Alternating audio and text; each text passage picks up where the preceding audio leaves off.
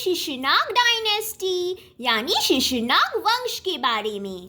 पिछले वीडियो में हमने हार्यक डायनेस्टी यानी हार्यक वंश के बारे में पढ़ा था।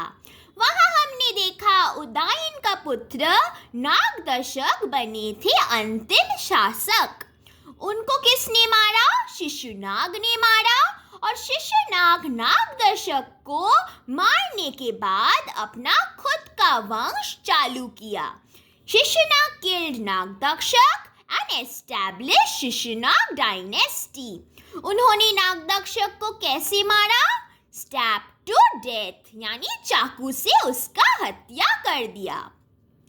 ये जो शिशुनाग थे, he belonged to the Vaishali region। वो वैशाली के जगह में रहने वाले थे। फिर Udayan had transferred the capital of Magadh to Pataliputra. ये हमें पता है कि जब उदयन शासक थे, उन्होंने क्या किया था? मगध का राजधानी को राजगृह से पाटलिपुत्र ले गए थे। तो अब जब शिशुनाग गद्दी पर आए, उन्होंने क्या किया? उन्होंने मगध का राजधानी पाटलिपुत्र से वैशाली में कर लिया। आफ्टर डिफीटिंग अवंती, पहले अवंती को हराया, फिर उन्होंने मगध का राजधानी वैशाली को बना लिया। यहाँ से आपको और एक पॉइंट याद रखना है कालाशोक के बारे में। कालाशोक कौन थे? कालाशोक था शिशुनाग का पुत्र, सन ऑफ शिशुनाग। इन्हें हम पुराणों में यानी कालाशोक को पुराणों में हम काकवर्ण के नाम से भी जानते हैं। उन्होंने कब तक रूल किया, शासन किया? 394 BC से लेकर 366 BC तक ये उनका जीवन मृत्यु है। और उन्होंने क्या किया? उनके पिता ने क्या किया था? पाटलिपुत्र से वैशाली में मगध का राजधानी बदल दिया था।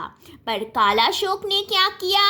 फिर से वैशाली के मगध का राजधानी उन्होंने पाटलिपुत्र में बदल दिया।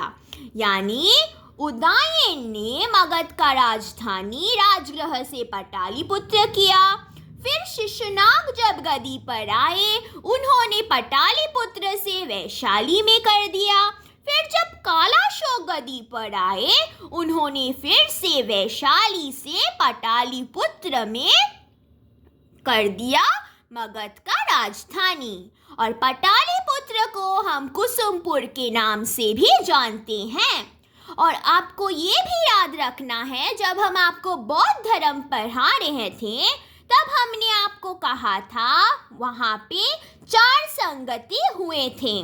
जो दूसरा बौद्ध संगति हुआ था, वो कालाशोक के समय में हुआ था।